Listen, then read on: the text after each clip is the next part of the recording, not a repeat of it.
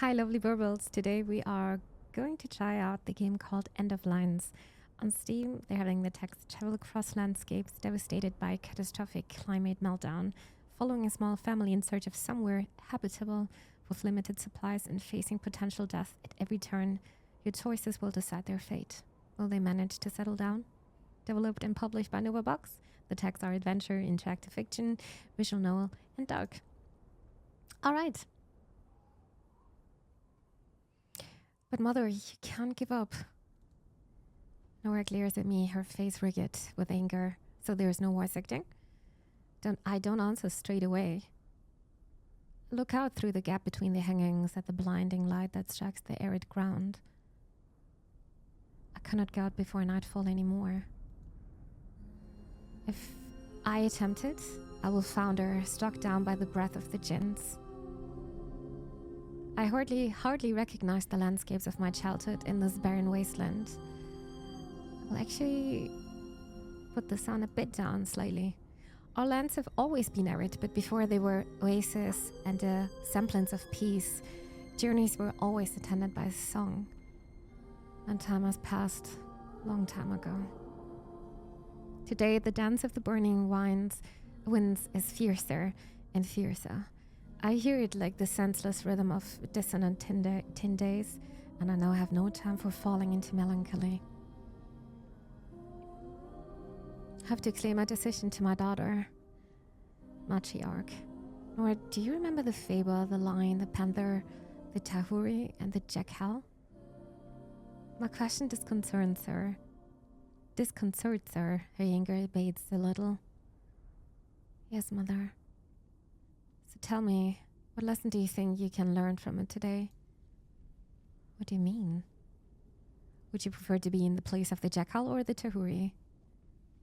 She frowns. The jackal is tricked from start to finish. The tahuri is much smarter. But I would still prefer to be the lion who takes the largest share. Don't you agree, mother? You disappoint me. I prefer the panther. It's such a harsh thing to say. I prefer the panther. That's the most desirable position, of course. The panther? Forgotten by everyone. She may be forgotten, but she does not submit. We have neither the claws nor the fangs of the lion. In any event, power is a curse. Let the others brawl over the scraps. Let us take our small share without fuss and keep ourselves safe. I beckon her to come and help me up.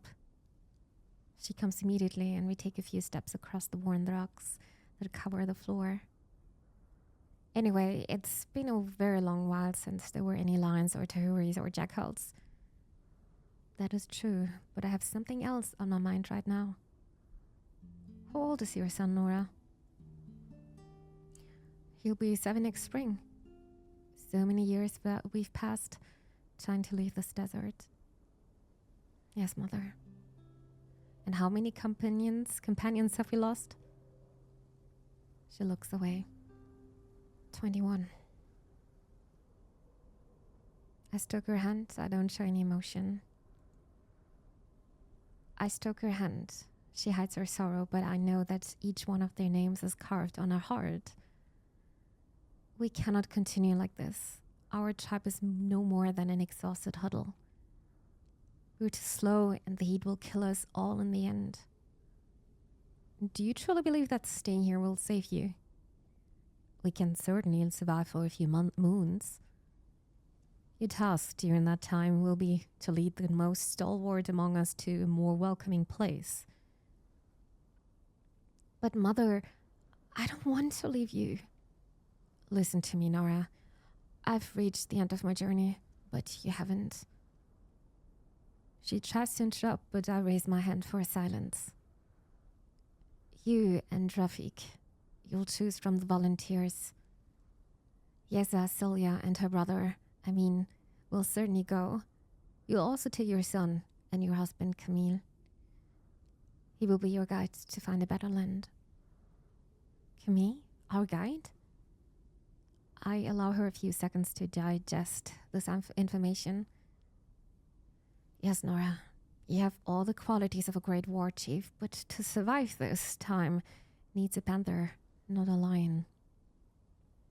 She nods. I understand, Mother. I take her hands. Of course you understand. You didn't choose him by chance after all. Yes, perhaps I've always known. Good, so go and get him. I need to speak to him. Then gather everyone together. I'll announce my decision at nightfall. Nora leaves my tent. I sit back down again to wait the coming of the gentle-hearted outlander. He's an intensely just man, and he's also the only one among us who knows the ways into the north. The only one who could navigate amongst the wreckage of this world adrift. A few minutes later, he enters, swathed in the blue robe that Nora made for him. Camille's poise has increased with these last years. The journey suits him. He comes toward me with deference. I suppose Nora has explained why I've summoned you. Yes, she has, Mortiarch. So will you agree to guide the company through the remains of this world? His gaze is far away for several seconds. I have no idea what life outside the desert is like now, nor if there's any life left.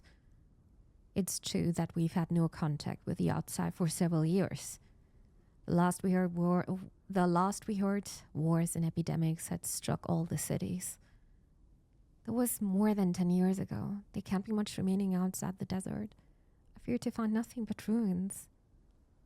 He takes a moment to consider. Where should we go, in your opinion?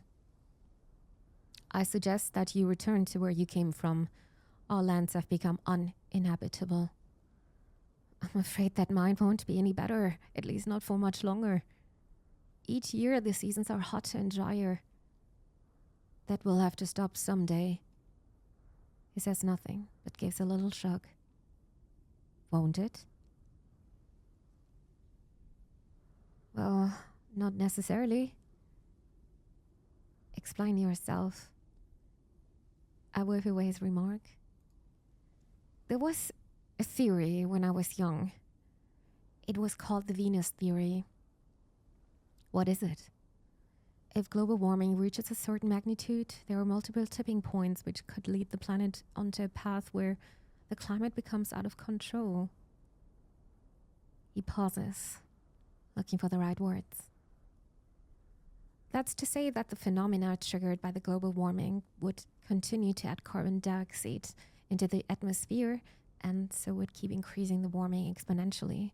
We could do nothing to stop it. The greenhouse effect would become so strong that it would eventually boil the oceans, making all life impossible. I'm silent, shaken, in spite of myself, by this apocalyptic vision. They think that's what happened on Venus millions of years ago. The Venus theory. He nods. And you believe we are on the path to the same thing? I don't know. It's a very striking theory, but I think it's quite unlikely. I encourage him to continue. From what I understand, the climate would be more likely to stabilize once the carbon emissions had ceased. And in fact, I believe that's where we are now. So you're optimistic? Not really, because even if we concede that life on Earth is not in danger, the climate stabilization will take time, and I don't know what will remain of the human race after the next century. No matter what, life has become impossible here. But other habitable places must still exist. I refuse to believe that the 21st century will signal the end of humanity. It is pretty unlikely, saying that there's still a decade before the 22nd century. Perhaps we'll still got some surprises ahead of us. Whatever the case, it's time to see what you can do to adapt to this new world. As you say, we've reached the end of a cycle. One story finishes, another begins. A story that's for you to write now. And this is where we are starting. In end of line, certain situations can lead to a change of narrator. The sum of your decisions can influence the identity of the next narrator. Most of the choices therefore offered to you favor one of the following archetypes. The lion favors the direct approach and confrontation, seeks to armor themselves and strikes first, is suspicious of others, always expects the worst, is ruthless. The panther avoids confrontation, prefers to flee danger, displays doubt, doesn't like to stay in one place, sacrifices themselves for others. And the Tahure seeks out social interaction, eagerly accumulates wealth, strives to establish exchange, will manipulate others, prefers the sedentary lifestyle. That doesn't sound like me at all. I would actually probably take the lion, choose wisely, okay. It will soon be years since we left the clan and the matriarchs behind us. It feels like an eternity. We've crossed lands and seas until we're worn to the bone. Now that we stopped walking, it's oddly silent. There's no sound but the wind and the crunch of the grains of sand between our teeth. The sky is red. Or is it? It's so hot that it feels red. When did it stop being blue? And there is this mound of stones, a religious relic probably. The ancient road that I guide our little company along used to be traveled by pilgrims. But today I have no use for religions and gods. The only thing that matters to me is our survival, especially that of Sam, the only child in our company. My child. I checked the map entrusted to me by a pure woman a few weeks ago. She said that this was the only road we could still take. This road should take us north to a more welcoming place, towards the land where I was born, that I left more than 20 years ago. And I don't know how much it has altered. Everything has changed so fast. I hope that we'll find a place fit to live, where we can settle in peace. I'm a bit confused because I wanted to take the lion, but it seems like it's the panther now. Hope I can figure this out at some point. Maybe even it's here. Oh, that's the story, the whole story so far. It's nice that you can read through this again. Rafik breaks the silence with several groans as he unburdens himself of his pack. He allows himself a mouthful of water and grumbles under his breath before turning to me. I am dead. Yes, we're all worn out. Rafik gives a small smile. I don't know, Nora doesn't seem to be suffering too much. He jerks his chin at Nora, who'd I agreed to marry over 10 years ago. I guess I'm having the panther position here. I'm not quite sure about that. I guess we'll see, because it sounds like I took this perspective. Well, I'm smiling back. Nora never seems to be suffering too much. You're forgetting the day she gave birth to your offspring. A laugh escapes me. I forgot nothing. That was precisely the day when I realized that she was stronger than you'll ever be, Rafik. Sure, that's right.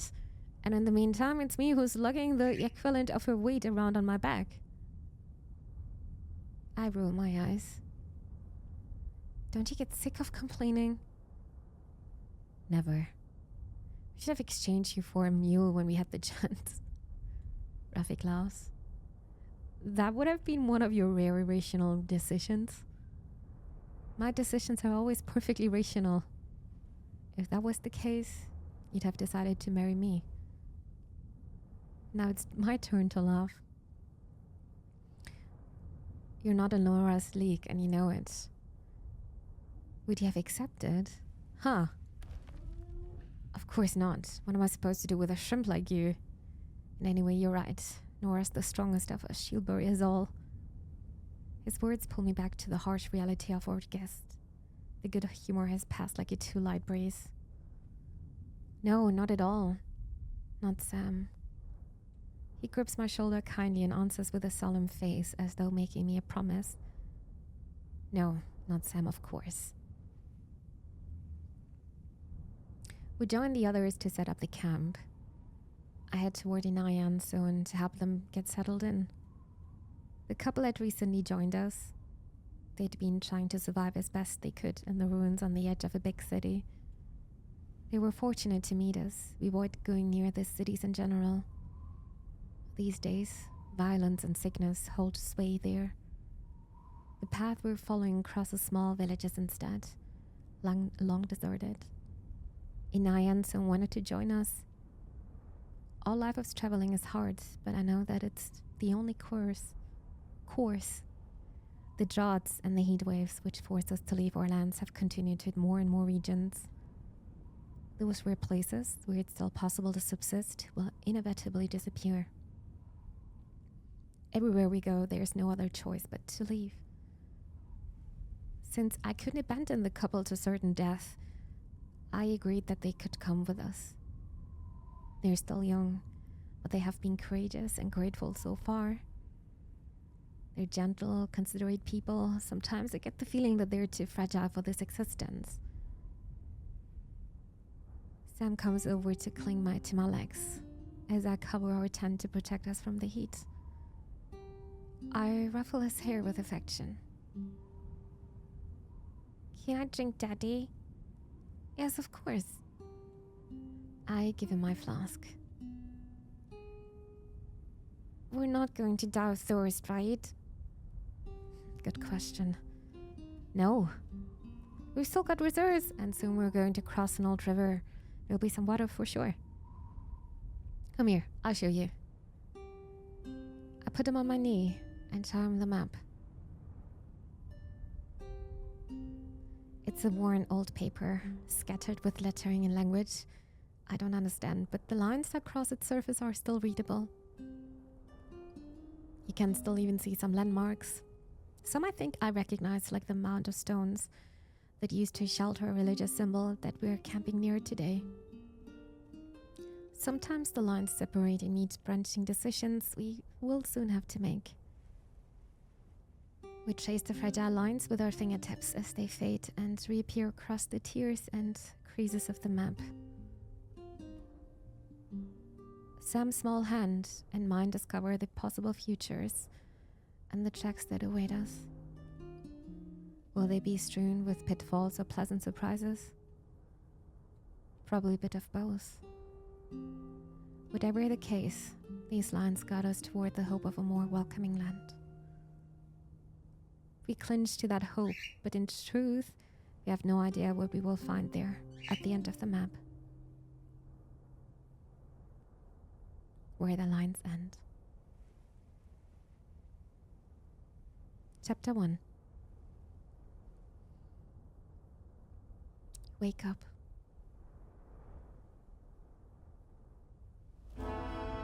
The noonday sun has shortened the shadows. Toward the horizon, the dazzling, relentless glare draws salt and water to my eyes. Salt and water. I try to swallow, my throat is like sandpaper. The water is precious. There is not enough. All of a sudden I think of my father, of his life, or of before. Did he know? He leans against the bar, as usual.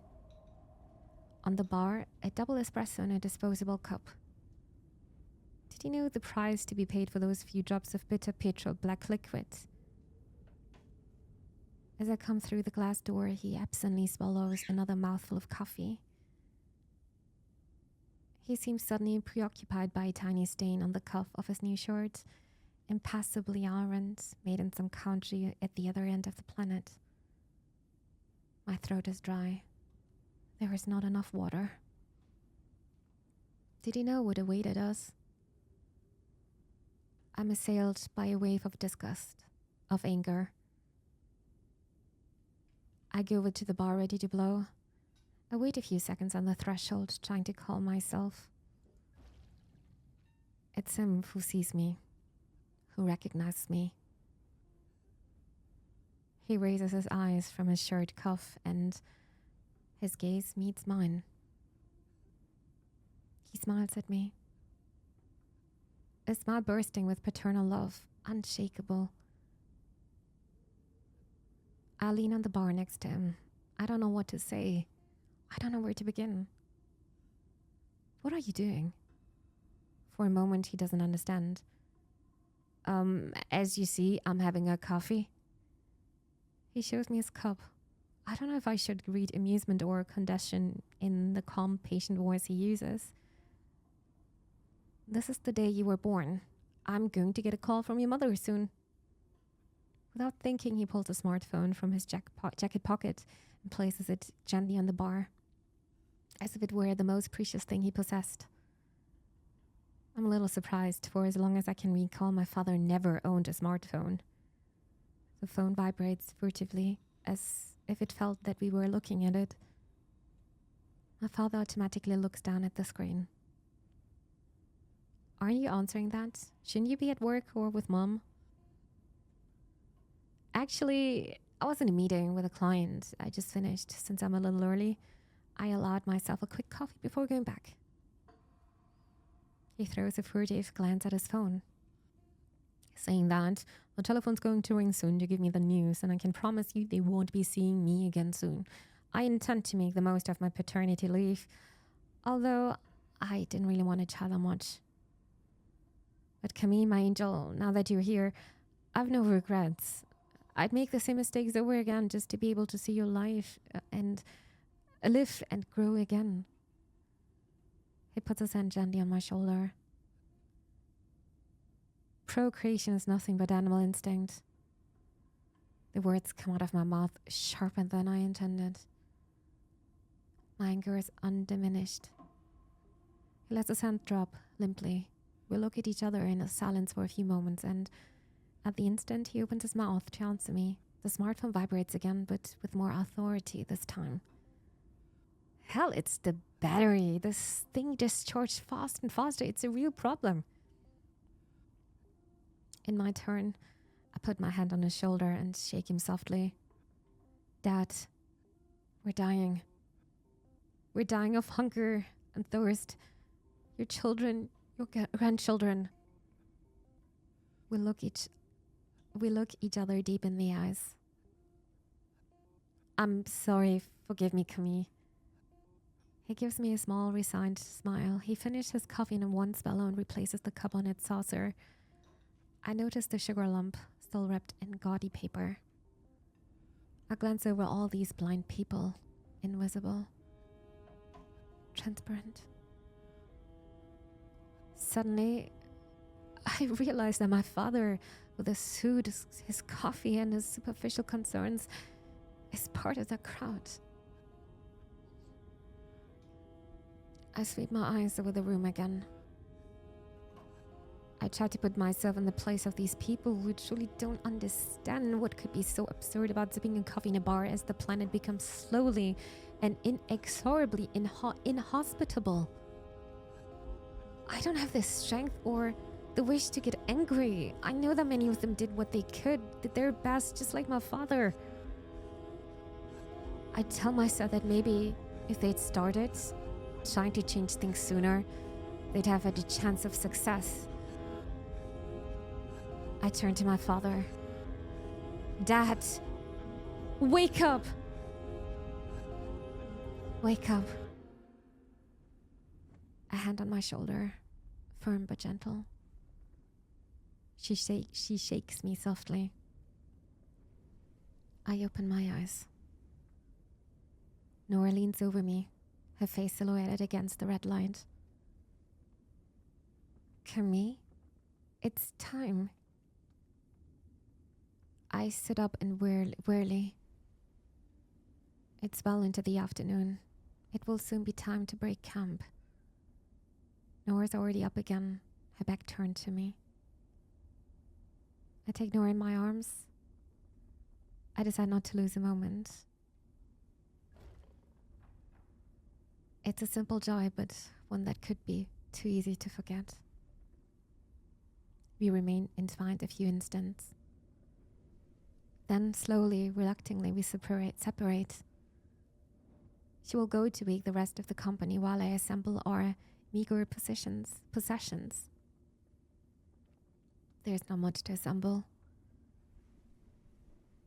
A few worn bags, some basic tools, knife, mallet, ropes, stakes or tent, and a precious flask, soon empty. I emerge from the tent and go to join Sam beneath the burning, late afternoon sun. His gaze is far away. I'd give all the water I've left to see the world through his eyes, even for just a few moments, to see just how different it is to the one I see. He seems so calm, peacefully seated in a nest of motley, worn fabrics. His little shape silhouetted against the vermilion sky wavers placidly like a fragile promise. Our eyes meet and a pure, fleeting joy lights up his face. I brush my hand through his hair. He stands up, stretches, and rests his head against my chest, all the time watching the horizon. Do we have to leave, Daddy? Yes, my angel, we have to leave. I'm sorry. Forgive me.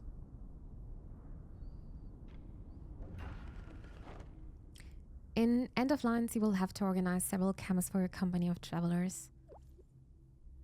Inaya has dipped into her provisions to make hot meals for the company.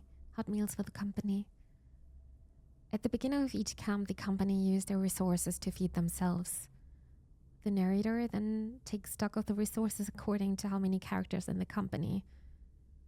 Our resources are shrinking, but we still have enough to hold out. Currently, resources and the number of people in the company are balanced. If your resources are too scarce,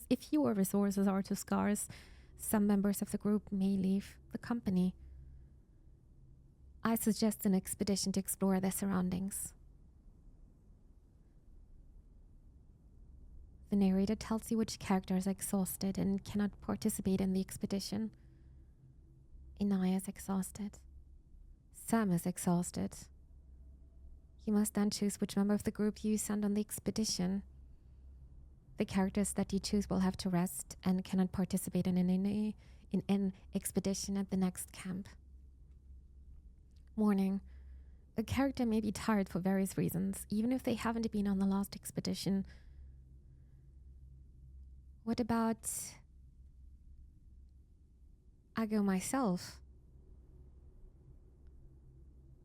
You can now add other people to the expedition or confirm the group as it is and launch the expedition. And Rafik, Sanora, Zone, Sanora, and now we're complete. I hope not everyone is going to be exhausted from this trip. The number of people sent and their state of fatigue determines the amount of resources gathered during the expedition. The expedition finds the riverbed, but it's dry. Its course has been deviated to an old irrigation tank, which does still contain a little water. The team filters and boils the reclaimed water.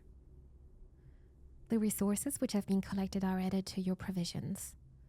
Be aware that certain situations and decisions will not be available to you if the balance between your resources and the number of travelers is unfavorable. A few minutes later, everything is packed up. We're ready to leave. The horizon shimmers with vivid shifting colors from the sinking sun. I contemplate this spectacle as magnificent as it is strange, searching for some clue that will allow me to predict the weather that awaits us in the next few hours. The wind has fallen, but this lull may be deceptive. I look over our small company. If one thing is sure, it's that we're all travel weary. In Ion Zone in particular, who seems at the end of their strength, they're not used to be forced marches yet. It will come. They don't lack courage. In the meantime, I could offer to share out some of the weight of their packs among the other travelers. Even Rafik, who carries the heaviest load, looks exhausted. We haven't eaten for several days and it's getting harder and harder to find water. He also seems to be surveying the land in quest of information on what is coming. His experience is always welcome. Perhaps he's noticed a detail that's escaped me. Sam and Nora are chatting. They're still the most unwavering of the company. Nora never seems to suffer, not from hunger, nor from fatigue. And tactically, we all do what we can so that Sam is fed in priority.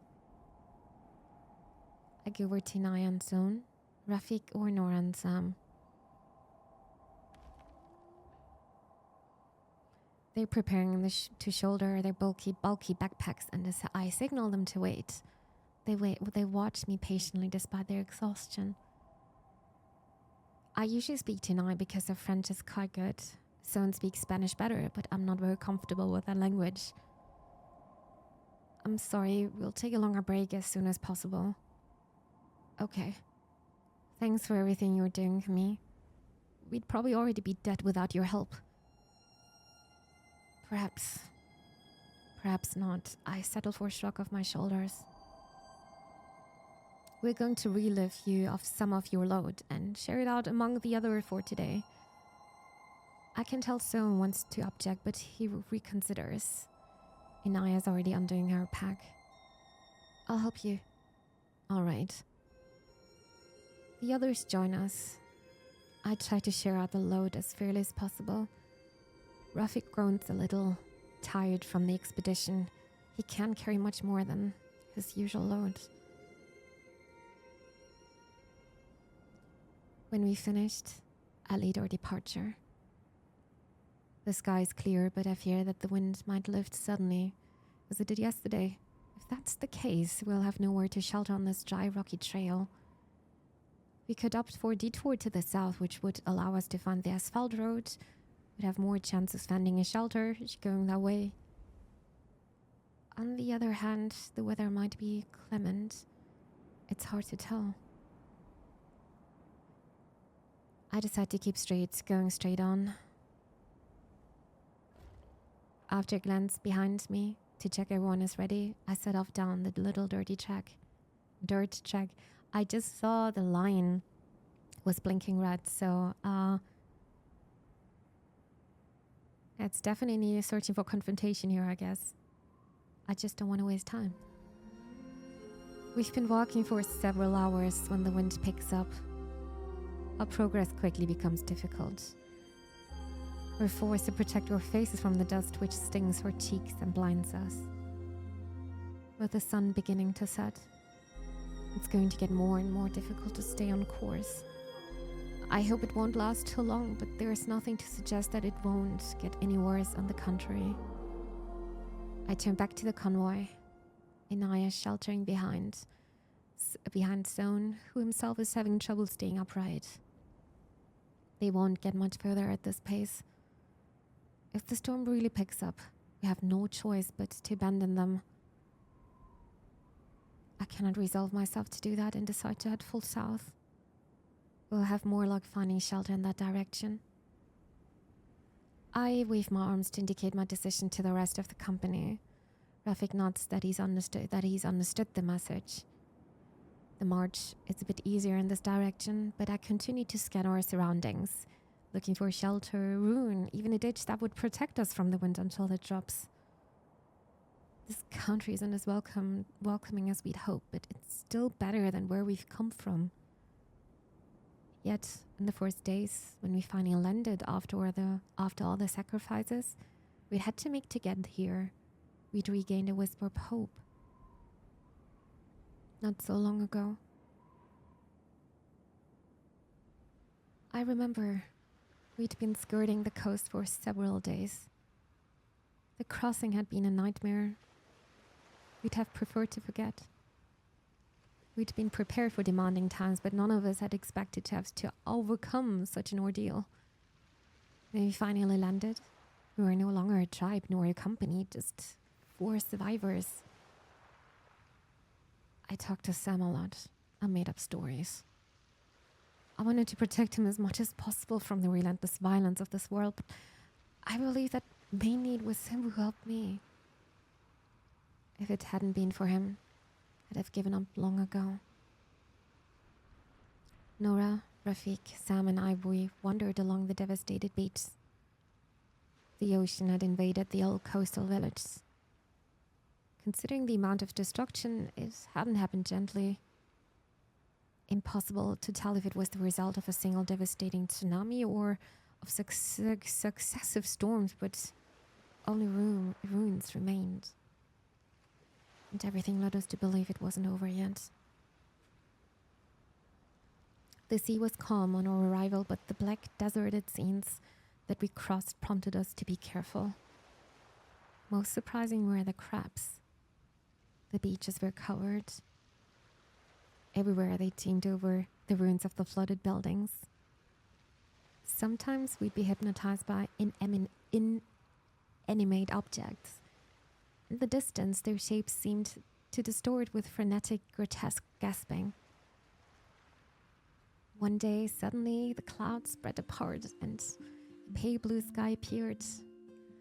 I remember it as if it was once before my eyes.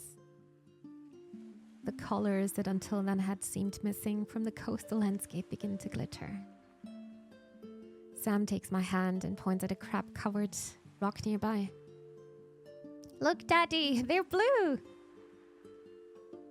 And yes, in the sun, the crabs are radiant same blue, with shades of green on the shell and the pincers ranging from orange to scarlet, depending on the specimen. For a long while, we marveled at the beauty of the scene. "Hey, Daddy, do you know why there's so many?" It's hard to say. At some point, these crabs must have found themselves without predators. That must be why there have been to produce so much. I guess maybe it's linked to the disappearance of the birds. I don't add that they're probably a species of scavengers. Anyway, we know what we're having for dinner. Are we stopping now? A little bit further on, I can make out the shimmer of the whitened walls of a half-submerged village. Yes, do you see the ruins over there? Sam nods. We'll walk as far as there and then we'll take a break, okay? As we pass the first wave-beaten, salt-eaten stones of the town, we are surprised to see human figures on some of the roofs. Humans. Alive. I count about 10 at most. They watch us, unmoving. They don't seem aggressive, but still we remain on our guards. As we get closer, I realize that it's difficult to identify them. The figures are bundled up in shapeless rags. Their age is unclear. Is that a child or an old woman I can see there? Perhaps a small boy? It's impossible to tell. It's even more troubling when we notice that they are moving away from us as we move forward, so that they maintain a distance which doesn't allow us to glimpse their eyes, just the eerie shadows of hollowed sockets. Daddy, why are they backing away? I think they're afraid of us. Maybe it's a trap. Do you think? Yes, I'm wondering if they're not waiting for the right moment to pounce on us. Nora smiles. Let them come, though. We'll introduce them to Rafik. She jerks her thumb at our imposing companion. Rafik's lost much of his magnificence during the crossing, but despite everything, his form remains impressive. Maybe too impressive, actually. Yet under his gruff exterior, Rafik has always been good with people. He got a knack for quickly gaining people's trust, and his imposing build makes him rather reassuring. Stay here, I'm going in alone. Do you want to go and talk to them? We should ignore them and stay together. I'm going in alone. I want to get to the bottom of this. I put my bag down and hand my walking stick to Sam. Thus relieved of any threatening objects, I advance with slow steps, my arms raised, my hands open in what I hope is a universal sign of peace. I choose a small group and head toward them. I'm relieved to see that they don't flee at my approach. I can finally make out their eyes. 2 women and a young man. All 3 are very thin. One of the women is missing an eye. I stop at what I think is an acceptable distance and I cover my lower face. I'm wary of disease. I try hello, then a hola. All 3 watch me for a while without answering. Finally, after pulling a scarf up over her nose and mouth, a woman approaches me. She puts her hand almost on my arm and she loses what seems to me to be an interminable tirade. It's certainly Spanish, but she speaks much too fast and I haven't understood a single word she said. See my puzzled face, she makes some more obvious gestures and speaks a little slower. She asks if I can give them food. I gesture that I've nothing to share. Then all 3 lose interest in me and move away with dragging feet, cursing under their breath.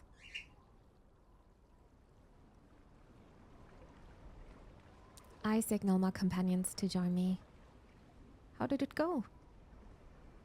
I'm not sure, but they seem to want to leave us in peace. Nora looks around us. I follow her gaze. She stares at the church bell tower that just emerged from the water. There's got to be stuff to salvage down there. Some gear at least. Down there? Swimming, you mean? Yes, but not me. Rafik smirks at me. That's a brilliant idea, Camille. You're not going to miss out on such a great chance to show us your swimming skills, are you? I shrug. Sam's hoping with glee. It's the first time he's shown such strong emotion since the crossing. It's been impossible to get more than a few words out of him and even less a smile in these last few days. Seeing his eyes sparkle again, I can't help feeling a bit relieved. Wouldn't it better to rest? Worth a try? Should we rest? My traveling companions agree. We settle in on the ruins of a medieval walkway.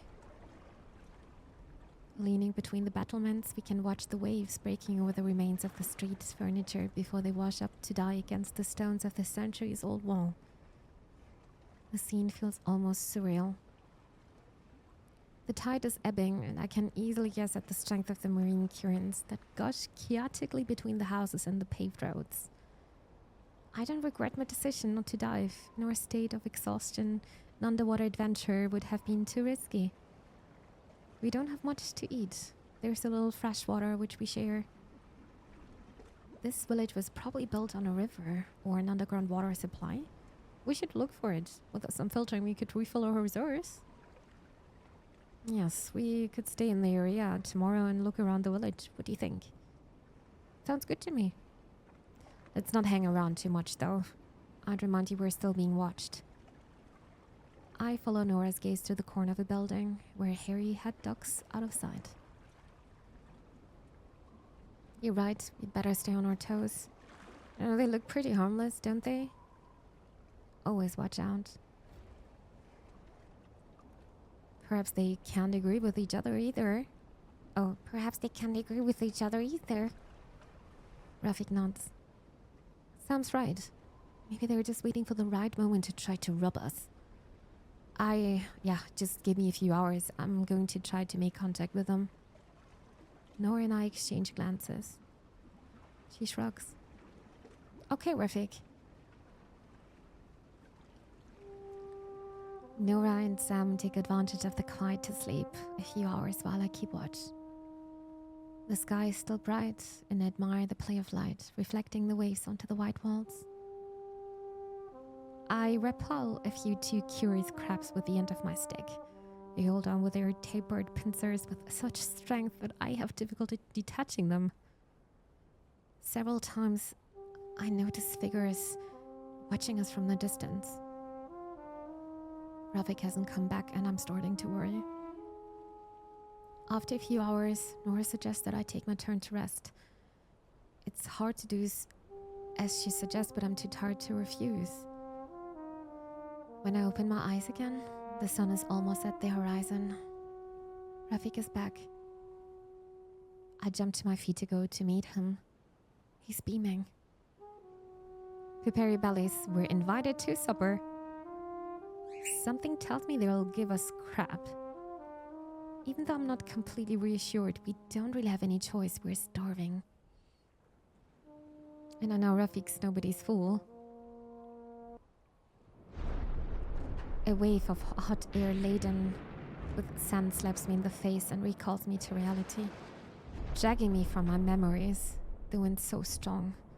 Now we're forced to shout to hear each other. I'm ready to point to the first adequate shelter. Once again, luck seems to smile on us when I glimpse, through the waves of dust, the outline of a long building, an old hangar or a warehouse. I signal to the company and we hurry towards the building. We circle the building until we find a way in. The structure must be at least 15 meters long by 7 or 8 wide. The huge silos that backed onto it have long since collapsed. The main door is sealed, but we find a side entrance, which Rafik managed to force with a few big knocks from his shoulder. The contrast once inside is striking. Even the clatter of the debris on the metal roof seems gentle to us in comparison to the roar of the storm. Inaya and Son collapse on the floor as soon as they are through the door. Rafik, do you remember the crabs? A grin sneaks across his face. Yeah, that was a good laugh. The crabs? Inaya and Son have got their breath back. They sit on the ground, their backs against the wall. It was a while before we met you. We were still on the coast. Rafik managed to get us invited to supper by the survivors of a flooded village. We were told that the coast was dangerous. Yes, they couldn't stay there much longer. The ocean is going to keep rising. And in any case, their resources are very limited. Those people all had almost nothing, but that didn't stop them sharing everything they did have with us. We were very lucky, considering the circumstances. So it was a long time since you danced, Nora. I was surprised you didn't dance. Still, it was a long time since you danced, Nora. We can thank them for giving us the moment to be carefree. Mommy's a great dancer. Yeah, and after Nora's dance, they'd had given us their mothers. They had musical instruments and wine. That helps. And the soup was good too. Did they have fresh water? A little. They developed a rudimentary filtration system. I used our resources to improve it. I did what I could to help them.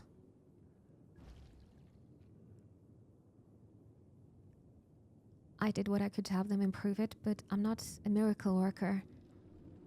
I don't know how long it would hold out, but I'm afraid their fabric stock is going to run out very soon. What they did have lots of was crabs. Oh yes, the crabs. You even tried to bring some live ones in a bucket of water. Live ones. Yeah, well, that wasn't a great idea. They didn't last long, the poor things. Yeah, that was a heartbreaker. They even tried to dig through the bottom of the bucket to find some coal. That's right, yeah. For creatures, you really had to eat them to elevate their suffering, didn't you? You didn't exactly refuse to eat them either, if I remember right. In any case, that was all thanks to you, Rafik. It was risky, we were lucky. Nora and Rafik continued to joke, but I only listened with half an ear.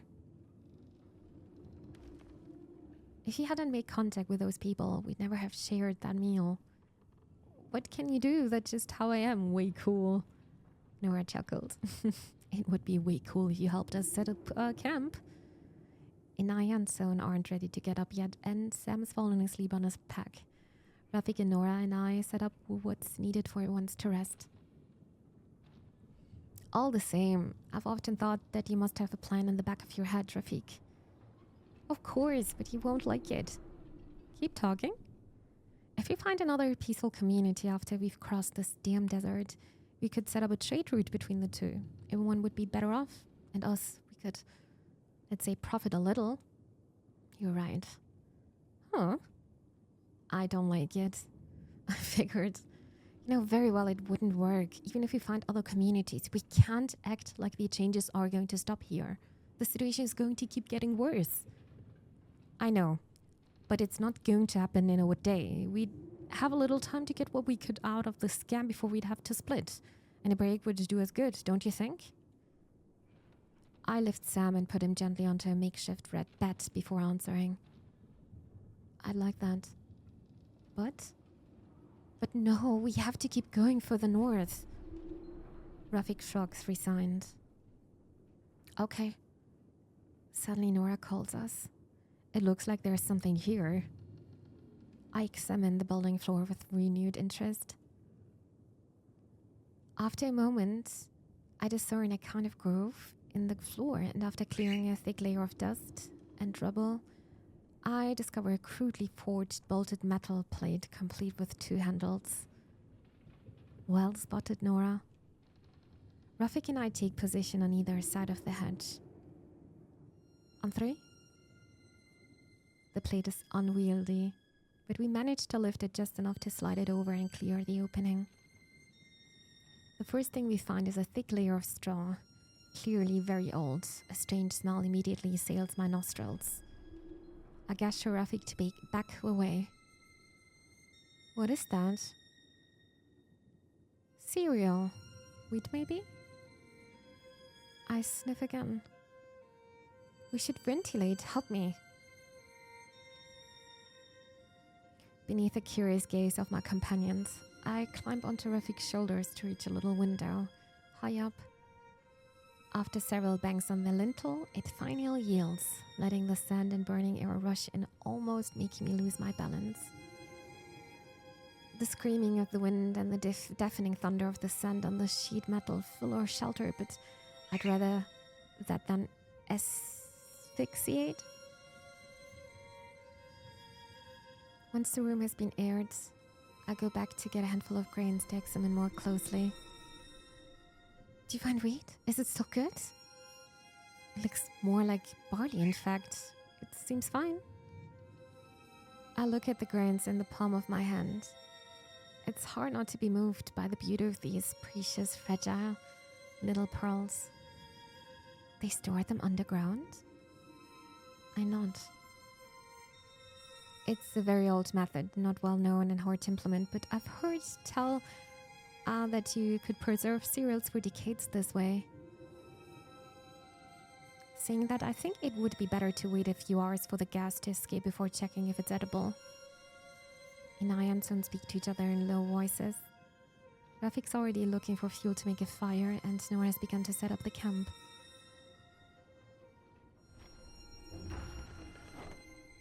Camp sandstorm. We set up our makeshift camp out of the wind. Inaya and Son are talking low voices. Sam's woken up on top form, thrilled by our discovery. He can't keep still. Rafik and Nora are collecting fuel to make a fire. As at every camp, I share out our rations as fairly as possible before checking our stocks of food, water and materials. I saw that there is almost no water left.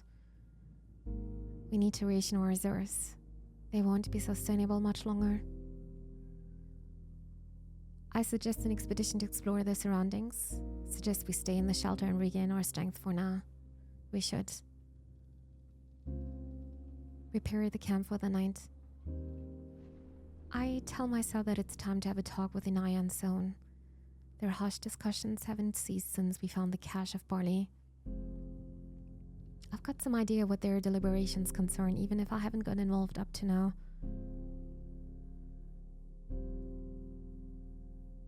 Chapter 2. Me falta las estrellas. Alright.